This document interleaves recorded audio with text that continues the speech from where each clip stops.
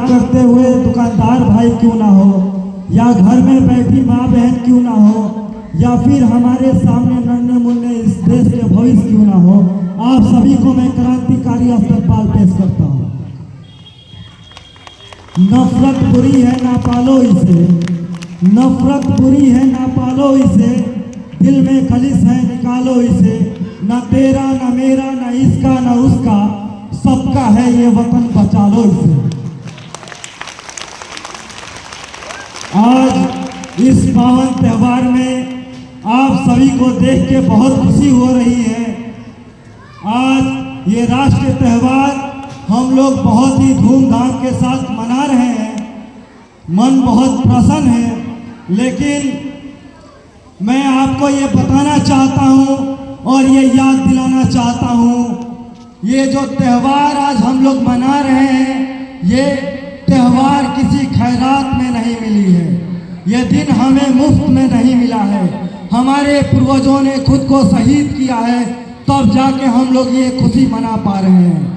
मैं याद दिलाना चाहता हूँ उस दौर के समय को, जब सुभाष चंद्र बोस घर से निकले थे चंदा मांगने के लिए, और वो लोगों से कहते थे कि आप हमें चंदा दीजिए, हम अंग्रेजों के खिलाफ युद्ध करेंगे, हम अंग्रेजों से लड़ाई करेंगे और आज़ादी दिलाएंगे।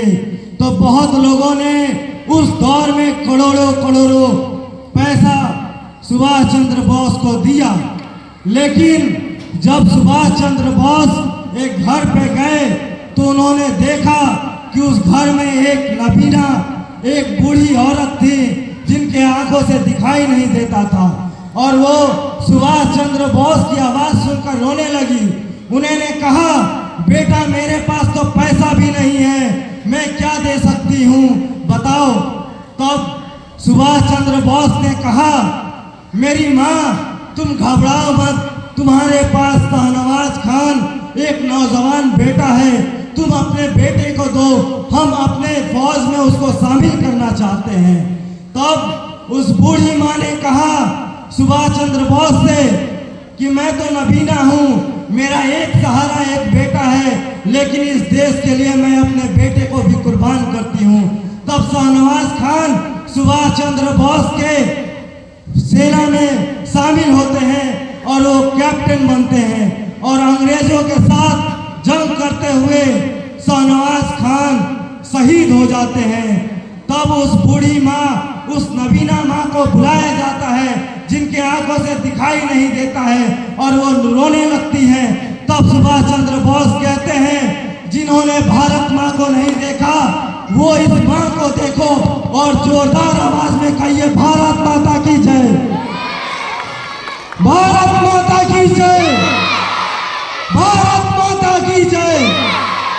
प्यारे बच्चों, वो मंजर क्या होगा, एक बूढ़ी माँ जिसका एक ही बेटा था शाहनवाज खान, उसने अपने बेटे को इस देश के लिए शहीद कर दिया। तब कहीं जाके आज ये दिन हम लोग मना पा रहे हैं। इस गंभीरता को आप जानिए और समझिए कि आखिर ये खुशी हम मना रहे हैं तो हमारी पूर्वजों ने बलिदान दिया है। आप सभी ने नाम सुना होगा रानी लक्ष्मीबाई का, आप लोग सुने हैं नाम रानी लक्ष्मीबाई का? जोरदार आवाज में कहिए। एक छोटा सा किस्सा मैं बताना चाहता हूँ रानी लक्ष्मीबाई का। अंग्रेजों के समय में जब रानी लक्ष्मीबाई युद्ध करने जाती हैं तो उनके सेना में जो हेड कैप्टन होते हैं वो एक मुसलमान एक मुस्लिम होते हैं।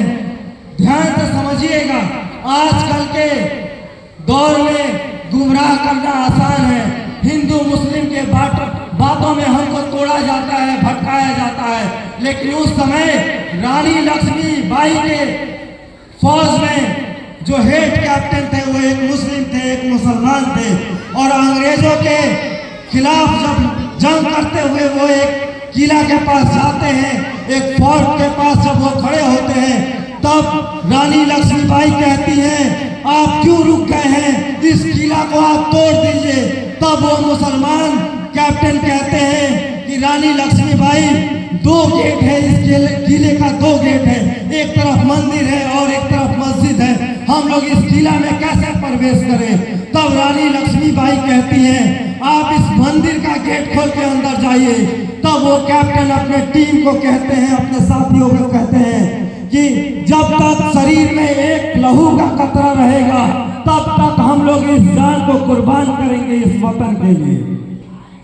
समझ रहे हैं आप लोग क्या गंभीरता रही होगी उस समय में। लेकिन आज के दौर में हमको भटकाया जाता है, हम लोगों को गुमराह किया जाता है हिंदू मुस्लिम के बातों में।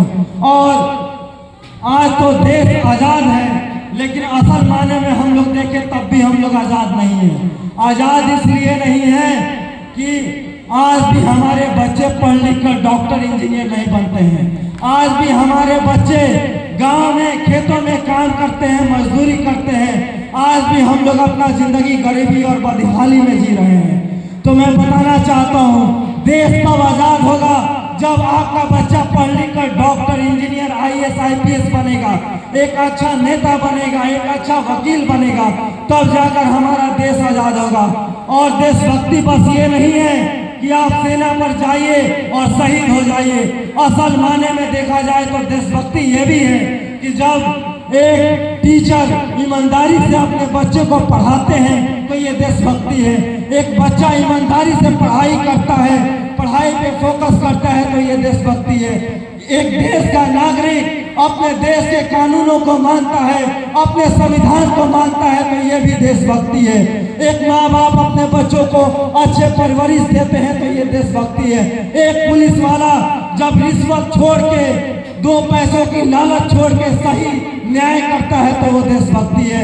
एक जज वकील सही फैसला सुनाता है तो वो देशभक्ति है। देशभक्ति ये नहीं है कि बस हम जाकर शहीद हो जाएं। तो प्यारे बच्चों, मैं तो आपसे बात करना चाहता हूं क्योंकि इस देश के फ्यूचर आप हैं। मैं इन बच्चों से बात करना चाहता हूं और दिल खोल के आपको समझाना चाहता हूं इस देश के फ्यूचर आप हैं। अगर इस स्कूल से पढ़ लिख कर 500 बच्चे कल को डॉक्टर इंजीनियर IAS IPS बनते हैं और रिश्वत और करप्शन छोड़ के अगर आप देश में अच्छा क्रांति लाते हैं, आप पैसों से हटकर अस्पताल खोलते हैं जिसमें गरीब लोगों को आप सेवा देते हैं, तो ये एक सच्चा देशभक्ति है। तब असल माने में हम लोग राष्ट्रीय त्यौहार मना रहे हैं। राष्ट्रीय त्यौहार ये हर चीज नहीं है कि आप आइए, सज धज कर आइए, डांस करिए और भाषण दीजिए और मिठाई खाइए और आप घर चले जाइए। अगर आप मेरी बातों को समझ रहे हैं तो आप अपने मन में ये सोचिए और खुद से वादा करिए प्यारे बच्चों, क्योंकि आप ही इस देश के फ्यूचर हैं। आपके हाथ में जिम्मेदारी होगा क्योंकि माँ बाप का समय गया, अब आपका दौर आ गया है। हम लोग मेहनत करते हैं, एक उम्मीद दिखता है कि हमारे बच्चे कल को पढ़ लिख कर देश का नाम रोशन करेंगे। तो प्यारे बच्चों, मैं आपसे पूछना चाहता हूँ, क्या आप इस देश का नाम रोशन करेंगे? जोरदार आवाजों में कहिए, आप इस देश का नाम रोशन करेंगे? मुझे देखिए प्यारे बच्चों, आपको मैं बता रहा हूँ, हमारे और आपके अपने पूर्वजों यानी पहले के जो लोग थे उन्होंने शहीद हुआ है इस देश के लिए, उन्होंने बलिदान दिया है इस देश के लिए।